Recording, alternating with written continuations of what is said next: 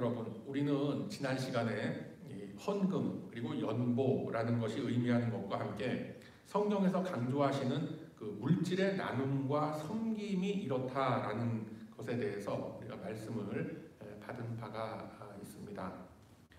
오늘은 좀 건너뛰어서 10장으로 넘어갑니다. 왜 건너뛰는지에 대해서는 누구보다도 여러분들이 잘 아시리라 저는 생각을 합니다. 자, 10장서부터는 바울이 다시금 자신의 사도직을 변론하면서 자신을 적대시하던 자들에 대해서 어떠한 대응을 해야 하는지에 대한 말씀을 쭉 풀어나가고 있는 겁니다. 자, 1절의 말씀을 보면 온유함, 담대함, 온유와 관용, 유순함 이런 단어들이 쭉 이렇게 등장을 합니다.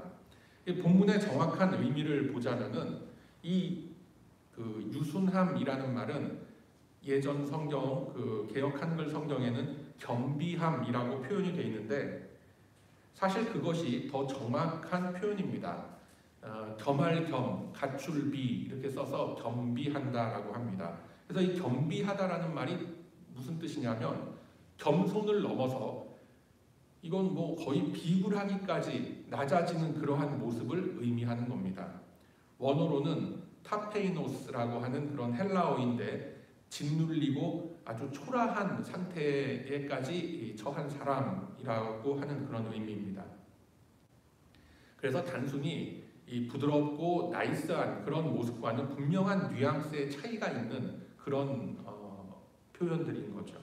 그리고 담대함이라는 표현도 달흐레호라는 단어를 쓰는데 정확한 의미는 용기를 내서 강한 모습을 보인다라는 의미로 해석을 하는 것이 이 본문의 정확한 뉘앙스를 잡아낼 수가 있는 겁니다. 자, 그만큼 사도 바울은 고린도 교회 교인들을 대하면서 지극히 겸손한 모습이었고 자신이 가지고 있었던 여러 가지 뛰어난 조건들과 자격들 이런 것들을 자기의 백그라운드, 자기의 그 화려한 스펙들 이런 것들 전혀 내세우질 않았고 매우 낮은 자세로 대했음을 항변하는 그런 대목이기도 한 겁니다. 사도는 말하기를 여러분과 함께 있을 때에는 내가 매우 겸손한 모습으로 여러분을 향한 워딩이나 여러분을 향한 딕션이 굉장히 부드러웠었는데 제가 여러분을 떠나 있으면 굉장히 강렬한 표현으로 그렇게 말씀을 전하곤 했었습니다 라고 하는 거예요. 그러면서 이제는 그리스도의 온유와 관용으로 여러분들을 권면할 수 있도록 하십시다 이런 말씀을 하는 거예요. 그리고 이어서 나와 일행들을 놓고 그러니까 바울의 그 전도 팀을 놓고 육신에 행하는 자들이라고 음해하는 자들에게 우리가 강경하게 대하는 것처럼 여러분을 대하지 않게 되기를 바랍니다 라고 말씀을 하는 게 오늘 본문의 주요 골자입니다. 이 매우 정중하게 고린도 교인들에게 말씀을 하는 것 같지만 한마디로 쉽게 얘기하면 이겁니다. 여러분, 내 입에서 앞으로 더 이상 험한 소리 나오지 않도록 똑바로 잘 좀 합시다 이런 말인 거예요. 한마디로 자신의 감정을 최대한 억제하고 매우 정중한 어조로 말씀을 전하고 있습니다만 이 사실상 협박과 다를 바 없는 그런 강한 뉘앙스로 얘기를 하고 있는 겁니다. 특히 좀 지나서 이제 6절에 고린도후서 10장 6절의 말씀 보면 모든 복종하지 않는 것을 벌하려고 준비하는 중에 있노라 라고 말씀을 할 정도입니다. 이 사실상 협박이라고 봐도 과언이 아닐 정도죠. 그러면 왜 사도 바울이 이처럼 고린도 교인들에게 더 이상 거칠게 대하지 않도록 분발합시다라는 얘기를 할 정도가 되었는가? 본래 사도 바울은 절대로 이 교회 앞에 서서 거칠은 언사를 행했던 그런 인물이 아니었습니다. 그의 마음속에는 항상 자기가 예전에 예수 믿는 성도들을 핍박했던 자신의 그 부끄러운 과거가 맺혀 있었기 때문에 디모데전서 1장 3절의 고백과 같이 내가 전에는 비방자요 폭행자이었으나 도리어 긍휼을 입은 것은 내가 믿지 아니할 때에 알지 못하고 행한 일이었음이라 라고 자신을 변명하면서 또 자책하는 그런 태도였고, 뭐라고 자신을 표현하냐면 내가 죄인 중에 죄인이요 괴수, 내가 죄인 중에 내가 괴순이라 라고 할 정도로 그렇게 겸손하게 자기 자신을 표현했던 인물입니다. 그럼에도 불구하고 대체 고린도 교회 안에 아니 도대체 무슨 일이 있었길래 이 본문과 같은 협박성 말씀을 전할 수밖에 없었는가, 그리고 고린도 교인들은 대체 왜 그랬는가라는 것을 찾아 들어가는 것이 이 중요한 포인트가 되는 겁니다. 자, 힌트는 역시나 그 말씀 안에 다 갖춰져 있습니다. 그 본문 다음 대목 3절과 4절의 말씀을 보면 사도는 강력한 어조로 말씀을 이어가기를 우리는 육체대로 싸우는 자들이 아니요 우리가 싸우는 병기는 육체에 속한 것들이 아닌 하나님께 속한 강력함이다 라는 것을 선포하고 있습니다. 자, 이 말씀을 우리가 거꾸로 생각을 해보면 당시 고린도 교회 안에서 일어났었던 여러 가지 사건들과 불미스러운 일들에 대해서 고린도 교인들은 성경의 원리와 하나님의 방법으로 그것을 해결하려고 했던 것이 아니라 육신의 감정과 세상의 방법으로 싸우려고 했었음을 알 수가 있는 것입니다. 고린도전서 3장에 이러한 구절이 나오죠. 고린도전서 3장 3절 말씀 보면 너희가 아직도 육신에 속한 자로다. 너희 가운데에 시기와 분쟁이 있다라고 지적하는 장면이 나옵니다. 그게 어떤 시기와 분쟁이었느냐면 나는 바울파, 나는 아볼로파, 나는 베드로파, 나는 송목사파, 말하자면 이런 주장들을 하면서 서로가 자신이 복음의 정통성을 가졌고 자기가 원래 이 기독교 신앙의 주류의 그 줄을 댄 사람이다라는 주장들을 하면서 갑론을박했던 것을 가리키고 있는 겁니다. 여러분, 이 사실 제 개인적인 바람은 요즘 교회들 안에서도 제발 좀 이러한 고급한 논쟁이 좀 이루어졌으면 좋겠다라는 것이 사실은 제 개인적인 바람이기도 합니다. 사실 우리 교회야 다 조용하고 다 말씀 중심으로 이렇게 여러분들이 다 참여하고 계시지만 많은 교회들 보면은 얼마나 진짜 이 같지도 않은 문제를 가지고 그렇게 싸움들을 하고 교회가 분란이 일어나고 또 교회가 갈리고 하는 모습들 보지 않습니까? 여러분, 이게 싸움거리가 되겠어요? 탕수육을 먹을 때 소스를 찍어 먹느냐 부어 먹느냐 그걸 가지고들 앉아갖고 싸움박질들 하고 앉아있고, 교회의 어떤 화목과 친교를 위해서 전교인 골프대회인가 그런 걸 열었더니 이 싸움들이 난 거예요. 타수를 속였니, 왜 자기 공을 숨겼니, 어쩌니 해가면서 이런 사람들하고 같이 신앙생활 못하겠다 싸움박질들하고. 그러느니 차라리 이런 신앙의 어떤 이슈들을 가지고 갑론을박하는 것이 사실은 굉장히 수준 높은 논쟁이고 수준 높은 싸움박질인 거예요. 어쨌거나 그렇다는 겁니다. 그런데 이러한 분쟁들은 아주 순한 맛에 불과한 겁니다. 진짜 매운맛은 이제부터 시작되는 거예요. 고린도전서 5장에 본격적으로 등장을 하는데 뭐라고 하냐면 너희 중에 심지어 음행이 있다 함을 내가 들으니 이런 음행은 이방인 중에라도 없는 것이라. 누가 그 아비의 아내를 취하였도다 하는도다. 그리하고도 너희가 오히려 교만해져서 어찌하여 통한이 여기지 아니하고 그 일 행한 자를 너희 중에서 물리치지 아니하였느냐라고 꾸짖는 겁니다. 여러분, 이 참 입에 담기도 어려운 그런 이 악행이고 음행인데 아버지의 아내면은 나랑 어떻게 되는 거예요? 이거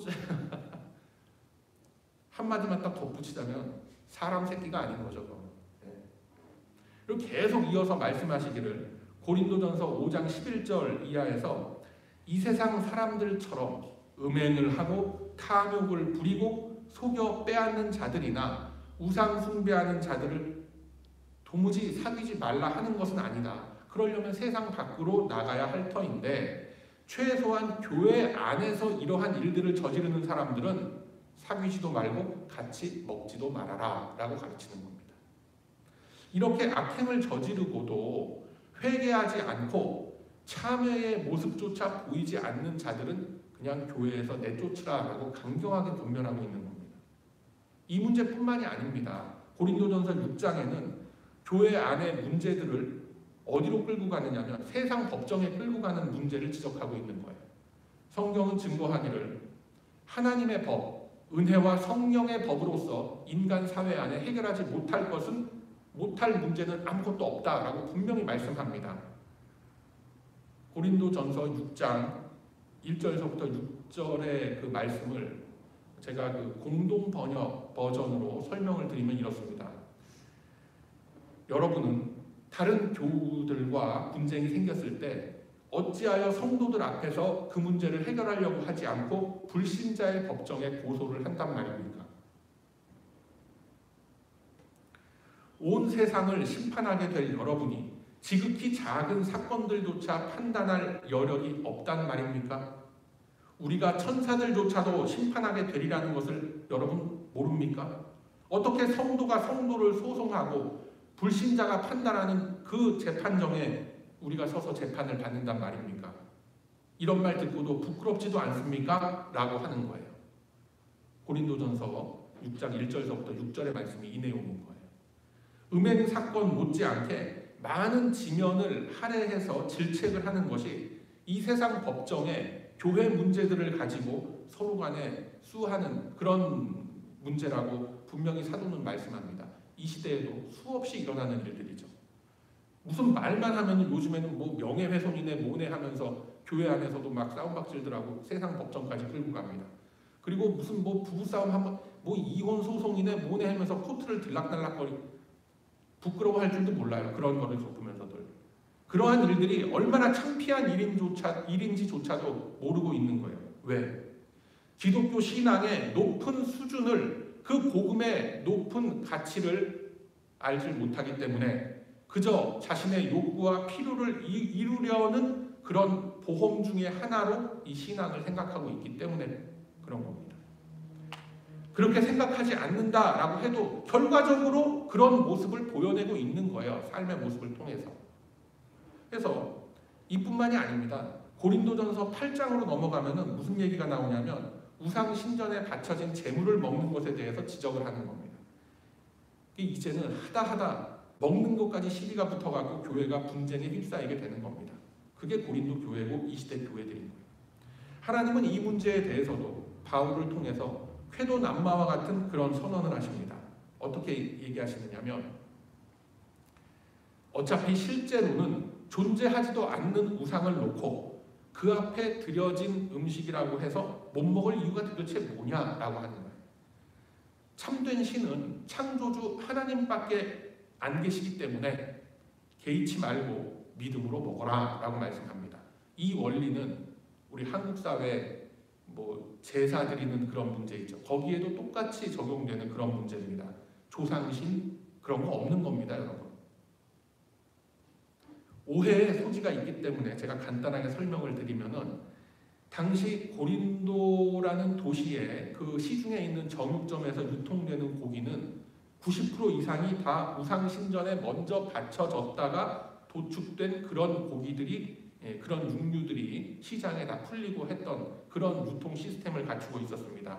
지금으로 보면은 이 마켓에 가면 뭐 코스코든 뭐 알벌슨이든 뭐 아리랑 마켓이든 뭐 어디 뭐 한남 체인이든 간에 할랄 표시가 붙은 포장육 제품들이 있는 걸 여러분들 보실 거예요. 요즘도 몇몇 그 슈퍼마켓 그 정육 체인점 가보면은 그렇게 딱지 붙은 그런 고기들 굉장히 많습니다. 뭐 할랄 제품이 뭔지 여러분들 다 아시죠? 쉽게 얘기해서 이슬람식으로 도축한 고기라는 얘기예요. 이슬람 고기예요. 이슬람 고기.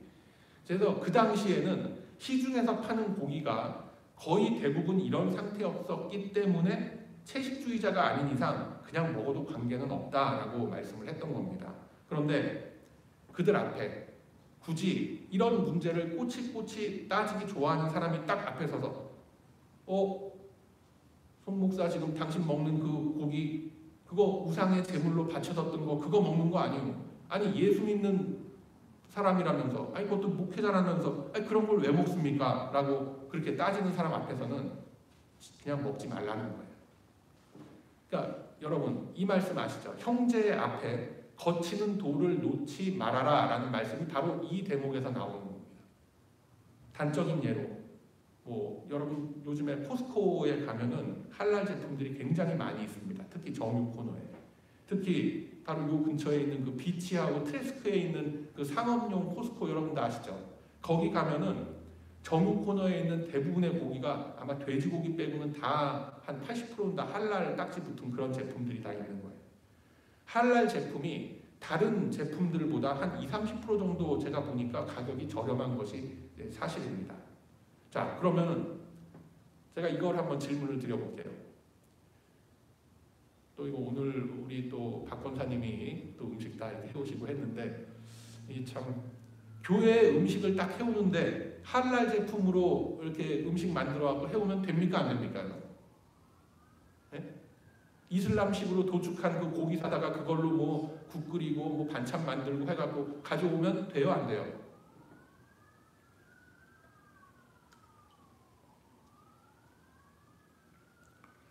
지금 이 시대에 다른 선택지가 있음에도 불구하고 굳이 저렴하다는 이유만으로 할랄 제품을 사용한다는 것은 사실 조금 좀 그렇긴 합니다만 다른 선택지가 보이지 않는다라고 한다면 관계가 없는 겁니다. 아니 내가 육개장국을 끓이려고 하는데 양지머리가 보니까 할랄 안 붙은 게 없어요. 전부 다 그 마켓만. 그럼 그거 사서 끓이는 거죠. 어떡하겠어요 그거. 그리고 제가 알기로는 이 할랄 제품들이 벌크로 이렇게 정육 그 큰 박스에 담겨갖고 일반 마켓에도 한남 마켓이든 아리랑이든 다 들어가는 걸로 알고는 있는데 마켓마다 각자 자기들의 제 규격대로 포장을 해서 진열대에 쫙 깔아놓으면 우린 알 수가 없는 겁니다. 그렇다고 어떻게 하시겠어요? 야 사장 나와 이거 어떻게 된 거야? 이거 이슬람 고기야 뭐야? 여러분 가서 따지시겠어요 이거? 그거 어떻게 합니까? 에이 모르겠다. 이 기회에 그냥 채식주의자로 넘어가자. 그러실 거예요? 그렇지 않잖아요. 그 답을 성경은 이렇게 우리에게 줍니다. 고린도전서 8장 8절에서 9절 말씀에 이렇게 말씀을 합니다. 음식은 우리를 하나님 앞에 내세우지 못하나니 우리가 먹지 않는다고 해서 더 못 사는 것도 아니고 먹는다고 해서 더 잘 사는 것도 아니니라. 그런즉 너희의 자유가 믿음이 약한 자들에게 걸려 넘어지게 하는 것이 되지 않도록 조심하라 라고 말씀하는 겁니다. 그러니까 굳이 어디서 사온 고기다 그거 말하지 말고 또 묻지도 말고 그냥 하나님께 감사히 그냥 잘 먹으면 되는 거예요. 이 원리가 모든 거에 다 해당이 되는 겁니다. 여러분, 이 고린도 교회라는 교회는 많은 은사를 받은 교회였고 물질의 복도 충만히 받았던 그런 교회였습니다. 그럼에도 불구하고 이러한 질책을 들어야 했을 만큼 영적인 수준이 바닥까지 떨어진 그런 교회였던 겁니다. 그렇다면 도대체 왜 이러한 질책까지 들어야 하는 그런 수준으로 이 고린도 교회가 떨어졌단 말인가? 이런 이제 질문에 우리가 딱 도착하게 되는 거죠. 왜 그러냐면 바로 그들 스스로 무너졌기 때문에 그런 겁니다. 고린도 교회에는 많은 유대교의 이 열심 당원들이 드나들면서 사도들이 전하는 복음과는 다른 이야기들을 퍼뜨렸던 겁니다.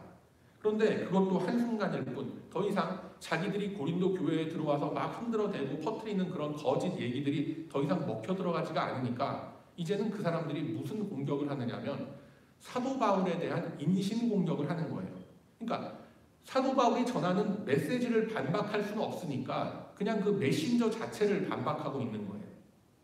한바탕 교회 안에서 소란을 일으키고 했던 그런 사람들이 상당 부분 출교가 되고 정리가 다 되고 했지만 한번 흔들려버린 그런 분위기는 좀처럼 바로 잡혀지지 않는 겁니다. 그러다 보니까 오늘 우리들이 살펴본 음행 문제, 세상 법정에 송사하는 문제, 그리고 먹는 것을 놓고 이렇게 위선적인 그런 태도를 보이는 문제들에 막 불거지게 됐고 이러한 문제들을 교회 안에서 말씀으로 해결하지 못하는 지경에까지 이르게 된 것입니다. 다시 말해서 영적인 침체기 그리고 영적인 슬럼프가 제대로 찾아온 곳이 바로 고린도 교회였던 것입니다. 한번 뜨거웠던 열정과 그 믿음이 싸늘하게 식어버리게 되니까 영적인 방황이 시작하게 되고 분쟁과 다툼이 끊이지 않게 되고 계속해서 이러한 문제들이 무한 반복되는 그런 일들이 계속 벌어지게 되는 겁니다. 그래서 오늘 본문의 시작과 같이 내가 언제나 여러분을 온유와 관용으로만 대하고 거친 언사로 대하지 않게 되기를 구합니다. 라는 매우 정중해 보이지만 단호한 그런 말씀이 바로 고린도 교회에 전해지게 된 겁니다. 제 아무리 마음이 냉랭해지고 은혜가 식고 또 다른 지체들의 잘한 일들은 눈에 안 들어오고 잘못한 것들만이 확대돼서 눈에 보인다 한들 하나님 백성들은 언제나 그리스도의 온유함과 관용의 태도를 잃지 않아야 되는 겁니다. 여러분, 온유와 관용의 태도로 표현되는 그리스도의 성품들, 즉 복음의 충만, 성령의 충만함으로 움직여야 하는 나의 모습들과 삶의 태도와 삶의 방법들이 언제나 우리 안에 꼿꼿하게 서 있어야 한다라는 것입니다. 내가 기분 좋고 내가 마음이 좀 누그러져 있을 때에는 그냥 한없이 좋고 조금이라도 뭔가 빈정상하는 일이 생기면 뭐 은혜의 모습이고 뭐 예수의 성품이건 뭐 양심과 순종 뭐 무슨 충성 뭐든 간에 한순간에 그냥 내동댕이 쳐버리는 그런 모습들 우리 안에 분명히 있습니다.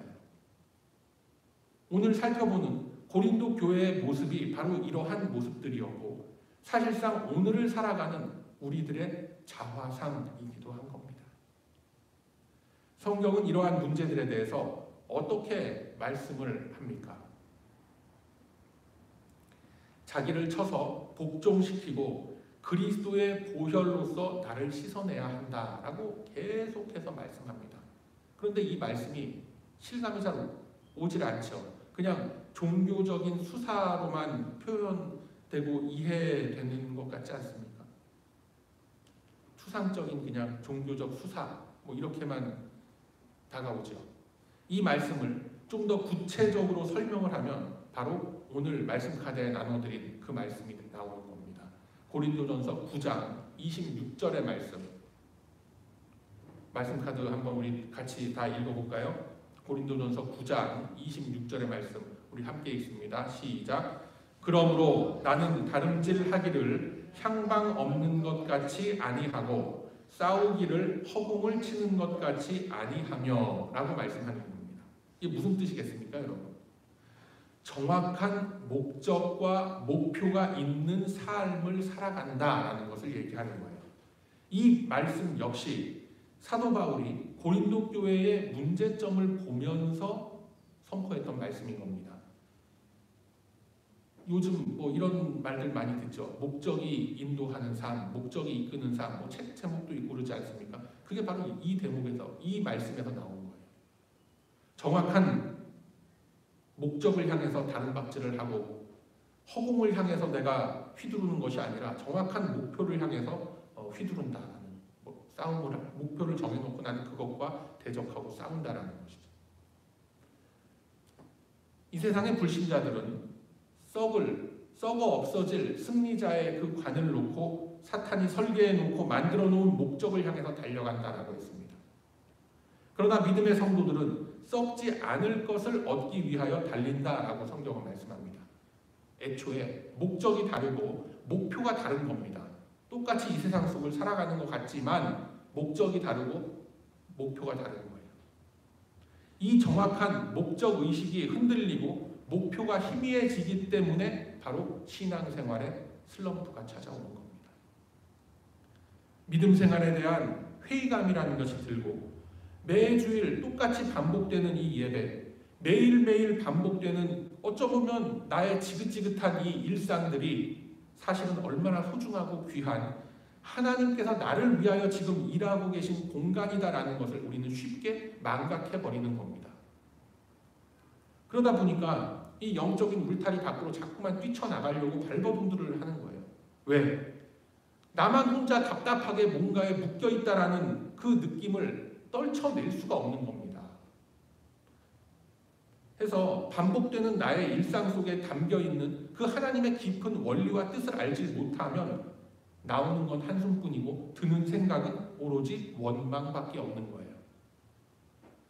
어떤 회사건 조직이건 사적인 모임이건 어떤 가족이건 간에 이루고자 하는 뚜렷한 목표와 목적이 없으면 외부의 어떤 영향력에 의해서 아주 쉽게 흔들리고 무너져 버리는 겁니다.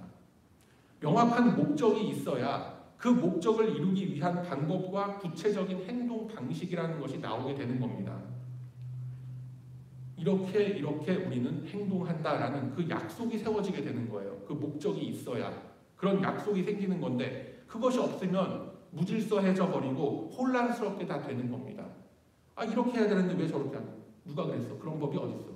자기 소견에 오른 대로 그냥 제 멋대로들 살다 보니까 스트레스 지수는 점점 더 올라가고 그 조직의 밀도는 점점 더 떨어지게 되는 거예요. 이렇게 안정되지 못한 조직이나 개인의 삶 쉽게 무너지거나 흔들릴 수밖에 없는 겁니다. 신앙생활도 여러분 마찬가지입니다. 똑같습니다. 나의 의지와 노력과 나의 정성으로 믿음의 성숙과 성장을 이루려고 발버둥 치는 거 다 좋습니다. 당연히 그런 열정이 우리에게 필요합니다. 그런데 그 의지와 노력과 정성이라는 것이 나의 소욕과 육신의 그 필요를, 육신의 바램을 이루기 위한 것에 이 신앙을 이용하는 것으로 한다라고 하면 그건 결코 좋은 결과를 이루지 못하게 되는 겁니다. 여러분, 우리가 살아가고 있는 이 인생과 믿음의 생활이라는 것은 따로 떨어져서 별개로 그렇게 가는 게 아닙니다. 투 트랙이 아니라 그냥 원 트랙인 거예요. 인생은 하나님에 대한 믿음 없이 그 목적과 목표를 세울 수가 없습니다. 방금 전에 말씀드렸지 않습니까? 썩어 없어질 것을 위해서 뛰어다닌다는 불신자들은. 그리고 믿음의 삶이라는 것은 별개의 공간에서 이루어지는 것이 아니라 나에게 주어진 그 인생 속에서 그 의미를 찾고 내용을 채워 나아가는 겁니다. 그것이 믿음의 삶인 거예요. 자, 어떻게 고린도 교회가 많은 은사와 물질의 복을 받은 모든 이들의 선망이 되었던 그런 교회였음에도 불구하고 사도 바울로부터 이런 책망을 듣는 처지까지 떨어지게 된 겁니까? 그들은 자신들에게 쏟아진 많은 시험과 고통들 속에서 하나님께만 소망을 두고 이겨내지 못했기 때문에 그런 결과가 나왔던 겁니다. 오직 하나님의 도우심과 그분의 개입으로 인한 변화를 기다리면서 갈망했어야 함에도 불구하고 그들은 둘러싸인 환경 앞에 주저앉아 버렸던 것입니다. 그랬기 때문에 그들은 음행을 저지르고도 용감했고 무감각했고 걸핏하면 세상 법정에 송사를 벌였고 비본질적인 문제를 꺼내들면서 분쟁을 계속 키워갔던 것입니다. 사랑하는 우리 배단의 가족 여러분, 하나님을 향한 하나님의 의한 목적과 내 삶의 목표가 정확하면 외부로부터의 시달림이나 어떤 외적 환경의 변화들에 대해서 흔들리지 않게 됩니다. 시편 42편에 보면 마음에 고통과 상처가 쌓여서 그 무게로 인해서 너무나 고통스러워하는 성도의 모습이 나옵니다. 그 성도가 울부짖으며 하나님을 찾습니다. 구약성경 832쪽에 있어요. 찾으실 수 있는 분 한번 찾아보세요. 시편 42편.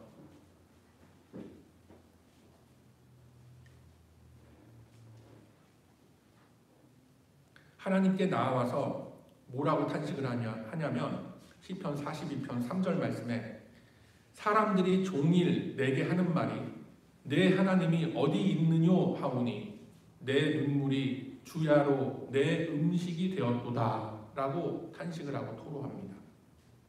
눈물이 나의 음식이 될 정도로 서름과 슬픔으로 견딜 수 없는 상태에 이르게 되었다라는 겁니다. 그리고 그 다음 구절에 이렇게 고백을 합니다.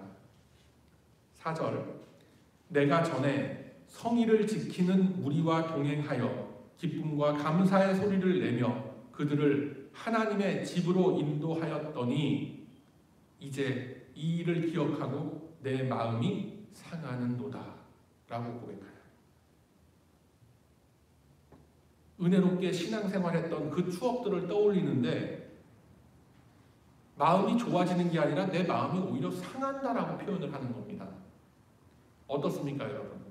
마치 이 시대에 똑같이 이 현대 사회 속에서도 신앙생활하는 그러면서 낙심해 있는 어떤 성도의 넋두리처럼 들리지 않습니까?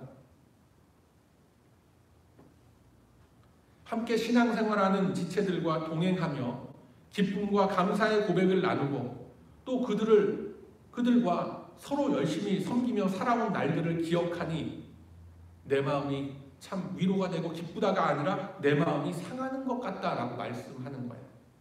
그럼에도 이 성도가 결국 어떻게 이것을 이겨낸다고 합니까? 음행을 저지르고 말씀의 방법보다 세상의 방법을 따르고 불필요한 분쟁을 일으켜서 내 마음대로 이제부터는 할 거야 라고 그렇게 합니까? 그렇지가 않죠. 고린도 교회가 했던 것처럼 문제를 해결하는 그런 길을 택하지 않았던 겁니다. 시편 42편 5절의 말씀 이렇게 말씀하죠. 내 영혼아 내가 어찌하여 낙심하며 어찌하여 내 속에서 불안해하는가. 너는 하나님께 소망을 두라. 그가 나타나 도우심으로 말미암아 내가 여전히 찬송하리로다. 이렇게 고백하는 거예요. 여러분 어떻습니까? 잠시 한탄하고 탄식할 수 있지만 이 성도의 중심은 결국 하나님을 떠나지 않은 겁니다. 모든 목적과 목표가 오직 하나님을 갈망함에 맞춰져 있기 때문입니다. 그 믿음 안에서 찬송이 나오고 기쁨이 샘솟고 감사가 나오는 거예요. 여러분 누구나 신앙생활에 슬럼프라는 거 찾아올 수 있습니다. 평신도 말할 거 목회자 당연합니다. 목사 할아버지가 와도 마찬가지인 거예요. 여러분 누구나 그런 업앤다운의 시점이 다 나타나게 돼 있어요. 이런 영적 침체기 누구나 찾아오지만 문제는 그것을 어떻게 극복하고 이겨냈는지를 보면 결국 그 사람의 마음의 중심이 결국 어디를 향하고 있었구나라는 것을 알 수 있는 것입니다. 오늘 사도 바울이 고린도 교회에게 전한 이 말씀 거친 언사나 쓴소리를 하지 않아도 될 상황 오직 서로가 그리스도의 온유와 관용으로만 대할 수 있는 상태 그런 상태가 되도록 우리 각자의 심령 안에 주님을 갈망하는 마음이 생겨나기를 소망합니다. 누구나 겪을 수 있는 이 영적인 고통과 침체를 보면서 세상의 지혜와 세상의 방법이 아닌 주님이 주시는 신령한 지혜와 총명에 하나님의 뜻을 아는 것으로 채워 나아가시기를 바랍니다.